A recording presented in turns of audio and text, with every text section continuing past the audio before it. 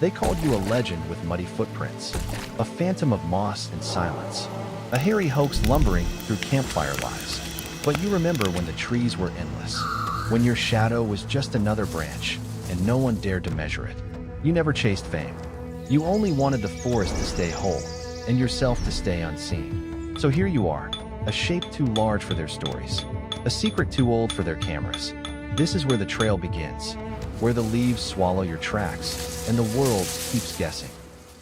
You were born where roads end, a den beneath ancient cedar roots. Your mother moved like a shadow with muscle.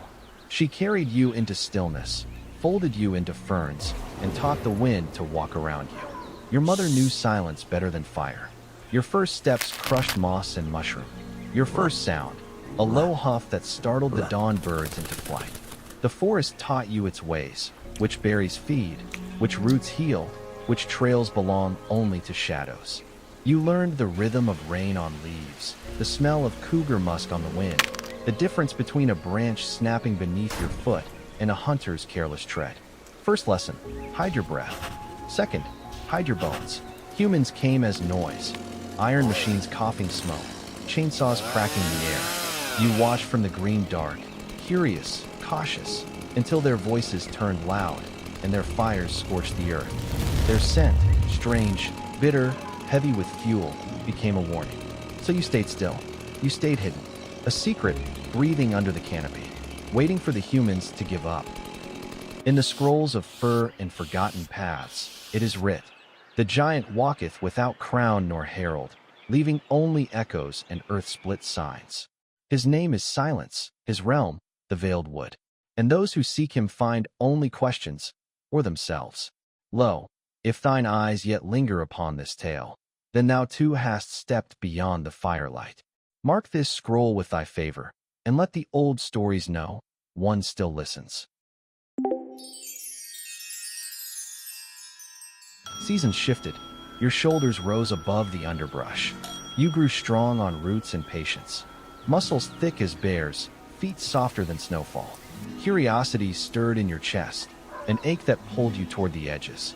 At dusk, you drifted close to human camps, drawn by the smell of salt meat and smoke.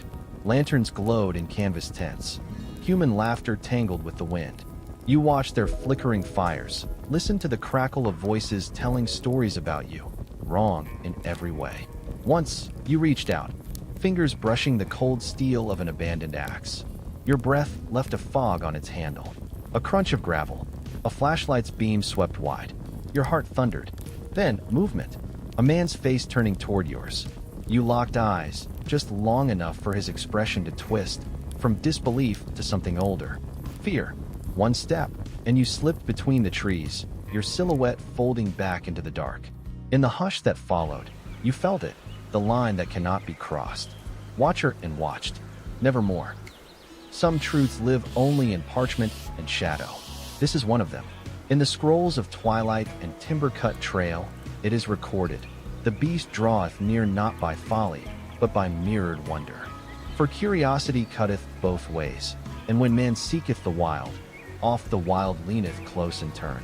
Thus is the myth fed, not by feast, but by famine, ever left wanting, never quite sated." Years folded into each other.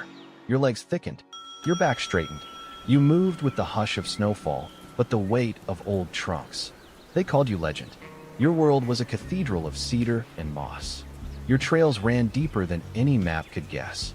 Sometimes they wandered too far, the hikers in bright jackets, the hunters with loaded rifles. You watched from the shadow line, close enough to see your breath in theirs. They smelled you before they saw you. Wet fur, earth, a musk that clung to the lungs. They froze. You watched. They fled. And in that clearing, you left your signature, a blurred shape between pines. A howl stitched from wind and regret. A single print pressed into the loam. 5 wide toes, deeper than any boot. The world calls you Bigfoot. But out here, you are the shadow that teaches fear to the squirrels. You are the stillness that stops deer mid-gallop. Some claim they saw you once. In frame 352, behind a gas station, near a dead elk. Their proof goes viral. Their proof becomes merch. Let's turn the page to the frame that started it all. Bluff Creek, 1967. A